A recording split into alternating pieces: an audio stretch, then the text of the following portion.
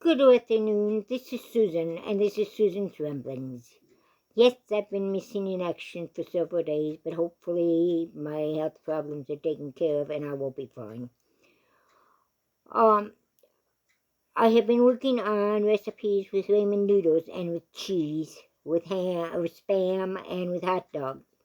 Now, I never give you a recipe that I haven't tried myself, or that one of my friends, and I have some friends that are great cooks, and they're from all over the country, that have given me recipes and that have used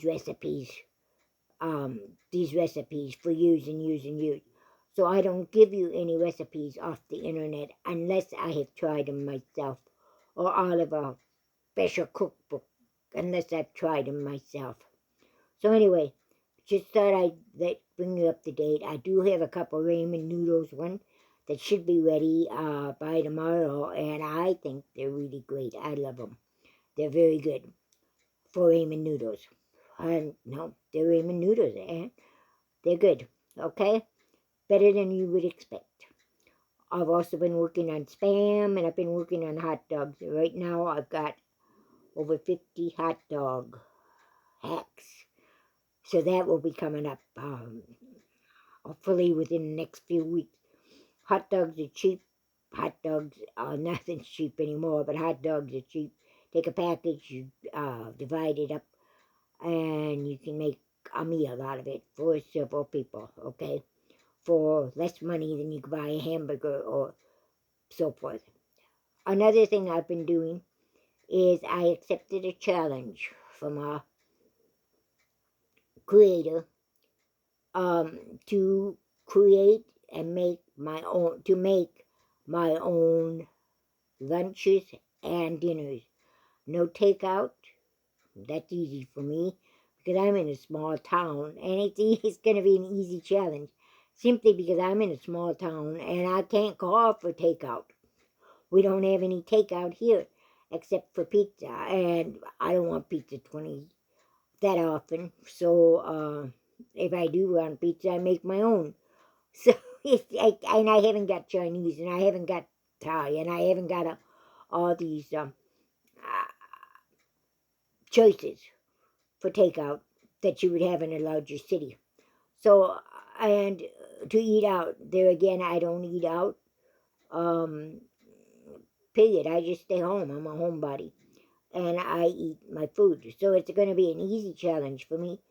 But I would like to have you accept the challenge. Can you make your dinner and lunches yourself? Doesn't have to be from scratch, but yourself, from your pantry, for one whole week, for 5 days, 5 weekdays. Breakfast, we're going to leave that one out. Hopefully you would just grab a piece of toast or an egg or something like that at home and not have takeout or fast food. But anyway, can you accept that challenge? I'd love to hear it. If you could leave me a note in the comments if you're going to accept it. The first one here is Hobo Stew. 1 tablespoon of oil, 1/2 cup of peppers, red, orange, green, etc., etc. 1/2 cup of celery, 1 garlic clove, 1 pound of hamburger, 2 tablespoons of flour, 1 1/2 cups of beef stock, or use water and bringing cubes. 1 can of tomato juice. Now, did you know you can make your own tomato juice? And no, I'm not talking about tomato powder. I am talking about tomato paste. You can take a can of tomato paste, put it in your blender, add 2 or 3 cups of water to it, blend it all up, and guess what? You have got tomato juice at a fraction of the cost. Okay? 1 can of diced tomatoes, 2 large potatoes, 2 large carrots, 2 cups of corn, 2 cups of green beans, 1/2 cup of Worcestershire, 1/2 teaspoon of Worcestershire sauce. That would be a strong one, wouldn't it? 1 teaspoon of salt. If you use the bringing cubes, do not use the salt. 1/4 teaspoon of pepper, hot sauce to taste, and that's optional. In a large saucepan, heat the oil Add your peppers and celery, cook until they're softened. Add the garlic and the hamburger. Cook until the meat is no longer pink and drain off your fat. Sprinkle your flour over the meat and cook for 2 or 3 minutes to take the raw taste out. Add the beef stock, tomato juice, and diced tomatoes. Stir in your potatoes, your carrots, your corn, and green beans. Add the Worcestershire sauce, salt, pepper, and hot sauce if desired. Cover and simmer over medium-low to medium heat for about 2 hours or until the vegetables come tender. Stir often. I would use canned corn and I would use canned green beans. And then I would add them at the end just to get them heated through, okay? Unless you have the fresh stuff, fresh ones from the garden. I then definitely use the fresh ones. Next, I have a friend in Texas who's 87 years old. And up until last year, she had a catering business and she did it herself. She had a special kitchen made in her home. That's where she made her meal. She'd have 1 or 2 specials every day, and then she'd have several choices of side dishes or desserts or whatever. It was not uncommon for her, especially around the holidays, to make 28 to 30 pies a day. That's a lot of pies. And she was 87 years old. Her husband died last year, and her family didn't want her to be by herself, so they moved her to her daughter's place. And that's fine, except she doesn't have a kitchen anymore, so she's not cooking, but she's sending us all the recipes that she used. And this is one that she used. 4 sticks spreadable butter. I don't know how expensive that is. I'm assuming it's about as expensive as butter. But if you like spreadable butter, this is your recipe. 4 sticks of butter, 1½ cups of light olive oil. You add your butter and olive oil to a mixture and you blend until smooth. Then you store in a covered container. You're going to add an additional 3/4 cup of olive oil until it reaches your desired creaminess. That's all spreadable butter is. Oil and butter. But you didn't know that, did you? Easy Black Forest Cake. Here's another recipe she gave. It was a very popular one for her. 6 cups miniature marshmallows. 1 package of chocolate cake mix in your water. Oil and egg called for in the package. 1 can of cherry pie filling. 1 carton of whipped topping. You sprinkle your marshmallows in the greased 9x13 pan. You prepare the cake as directed on the package. Pour the cake batter over the marshmallows. Spoon the pie filling over the cake batter. And you bake at 350 degrees for 1 hour or until a toothpick inserted into the center comes out clean. You cool. You frost with whipped topping and store in your refrigerator. If you can't want to, you can skip the whipped topping and serve with ice cream instead. Another one, chocolate, peanut butter, and oats bite. It's kind of an energy bite. My grandson has muscular dystrophy, and he has to have frequent meals, frequent snacks, in order to keep up his energy. So this is one of them we use for him. 1 cup milk chocolate chips, 1/4 cup milk, 1 cup of peanut butter, 2½ cups of quick oats, 1 teaspoon of vanilla. You melt your chocolate chips in the microwave at 50% power for 1 minute. You remove from the microwave and stir it. You repeat until the chocolate chips are melted.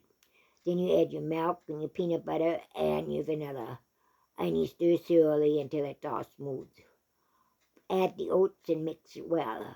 Roll the mixture in your hand until you have a large marble. Place the bites on wax paper and allow them to firm up. When they firm up, they will be solid and not sticky, and you store in a sealed container. Another recipe that we enjoy is diet cake, and I have no rhyme or reason for these recipes. I just grabbed them, okay? So they're going to be oddball recipes. That'll probably be it for the next week or so until I get my cheese down pat and I get my ramen noodles down pat. My hot dogs and everything else I'm working on, okay? So diet cake, any cake mix, any diet pop. I don't use diet pop. I usually use the full strength. I like orange and yellow, orange pop and yellow cake mix, or grape pot and grape mix. You can use that all. If you go on to Facebook or YouTube, see, you will be able to pull up a chart that has all the different pops and all the different cake mixes involved. And I don't have that now.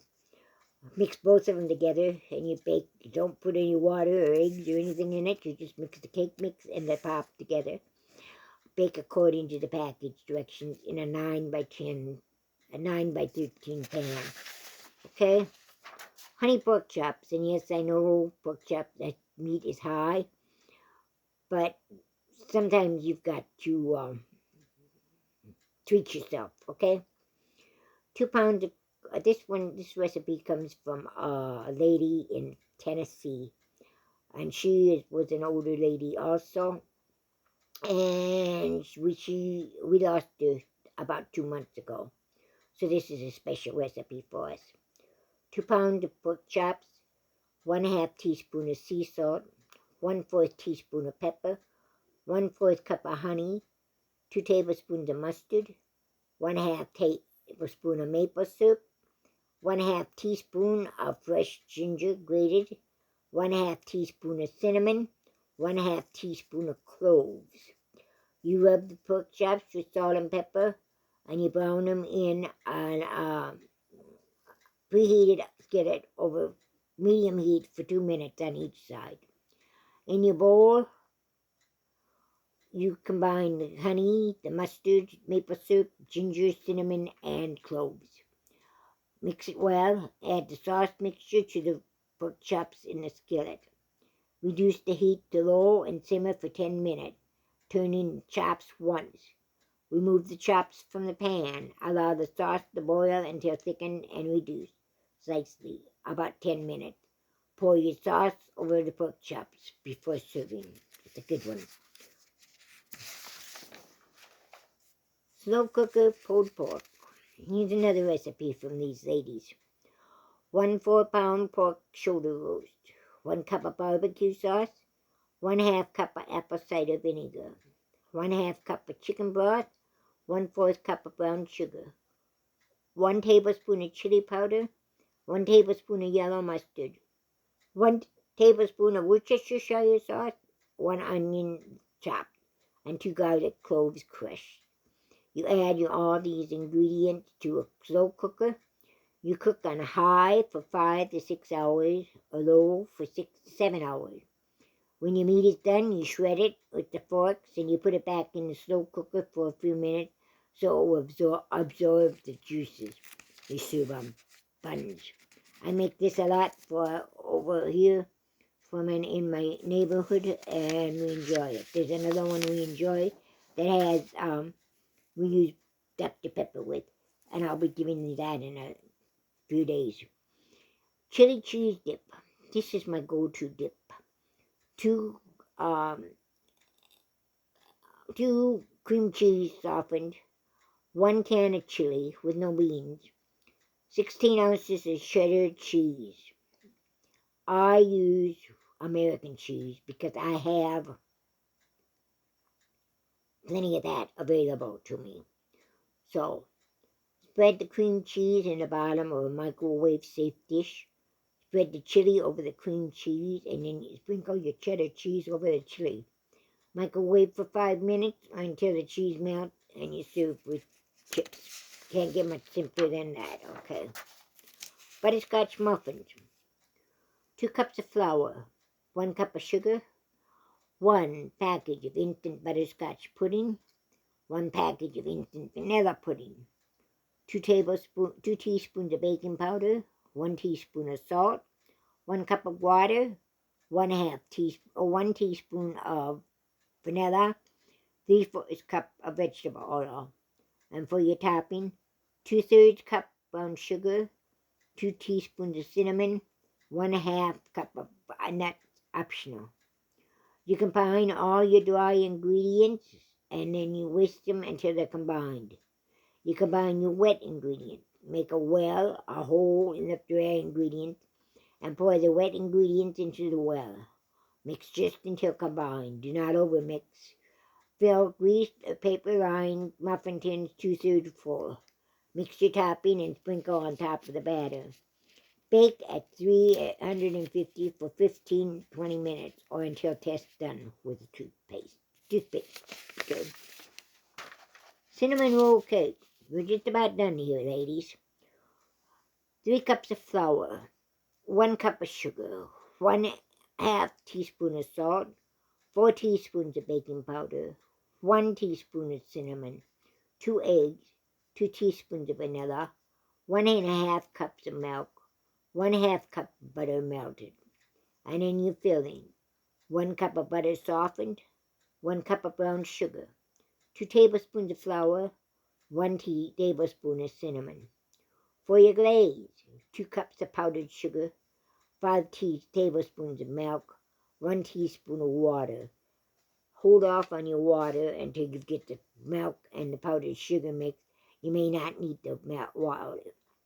Preheat the oven to 350 degrees. Grease a 9x13 pan. Mix the ingredients in the order given. Mix just until the ingredients are combined. Spread your butter into the pan. Mix the filling. Spread the batter into the pan. Mix the filling. Drop by spoonfuls on top of the batter. Swirl the filling through the batter with a knife. Bake at 350 degrees for 35 to 40 minutes, and then you frost with the glaze when the cake has cooled to just slightly warmed. It's a good recipe too. Like cinnamon rolls, but you don't have to roll it out. And my last one, cream cheese sugar cookie bar. This is the cream cheese sugars, remember? Sugar cookies that you roll out and so forth. This one we just put in a pan. 1.5 cups of sugar, 1 cup of butter softened, 8 ounces of cream cheese softened, 1 egg, 1/2 teaspoon of almond extract, 1 teaspoon of vanilla, 1 teaspoon of baking powder, 2.5 cups of flour, 1/2 teaspoon of baking soda. And for your frosting, 1/2 cup of butter, 4 ounces of cream cheese softened, 3.5 cups of powdered sugar, 1 teaspoon of vanilla, 1 to 3 tablespoons of milk. Your food coloring is optional. Combine the sugar, the cream cheese, and the butter. Beat until it's fluffy. Add the egg. Mix thoroughly. Add the almond extract and the vanilla. Mix well. Add the flour, baking powder, and baking soda. Mix thoroughly. Press the dough evenly into a jelly roll pan. Bake at 350 degrees for 25 minutes or until test done with a cool toothpick. Let cool. For your frosting, beat the butter and cream cheese until smooth. Add the powdered sugar, vanilla, milk, and food coloring if desired. Beat until the frosting is nice and fluffy. You frost your cookies and you cut into bars. Your yield is 40 bars. Excuse me, that's our recipes for today. I'd like to handle one more thing today. I was talking to a gentleman yesterday, and he bores basements for people, for houses. And he made the comment that the only time he hears from these people, basically, is when they want him. And when they want him now. I mean, they don't want to wait. They want to be put first. And he hears from them because They want it now. Now I don't want to wait until tomorrow or the next day or the day after that or the week. They want it now. And so they put a lot of pressure on him. Then when he finally does it, get to do it, they don't thank him. He says, they don't even give me a cup of coffee. My question is, where did we lose the values of treating everyone by the golden rule? He would get a thanks and he would get coffee in my state and in my town. But then we're a rural town too, and a rural state. And I don't know. Somewhere along the line, we lost a generation or two that think only of themselves and not of the other person. And I'm sorry, we have to get back to where they think of the other person. Somehow we have to overcome that. I don't know how. I don't know how, period. But I don't like the way it's going right now. I don't like this generation where it's me, me, me, me. I don't want to work for it, you give it to me. Period. I don't know where we get that from. I don't know what we did wrong. But anyway, we have to get back to the golden rule. Hope you agree with me. Not if you hire someone to do something for you, that doesn't mean you get the right to harass him until it gets done. That doesn't mean the right that you can treat him like a slave and not even thank him. Or, like you said, gives him a cup of coffee. You go out and talk to him when he's doing it. That goes a long ways too. So, if you hire someone to do something for you, make sure you treat him the way you want to be treated if you were doing it. He's not there to slave for you. He's there to make a living. But that doesn't mean that you treat him like a slave. It means you treat him decently. It means you treat him the way you want to be treated. That's it. That's it for today. Make sure you thank those who help you. Thank you and please are very, very easy words to say. But somehow we've gotten away from it. Even if somebody holds the door open for you, say thank you. Get a smile on your face. Doesn't help but take much to smile. In fact, it takes less to smile than it does to frown. All you have to do is give them a smile and walk away. How are you making the corner of your world a little bit better? Because you don't have to take on the world or the whole neighborhood or the whole town. Just a little corner of the world. That's all you have to do. Say thank you, and we'll see you next time. God bless you. Have a great day. See you tomorrow. Bye-bye.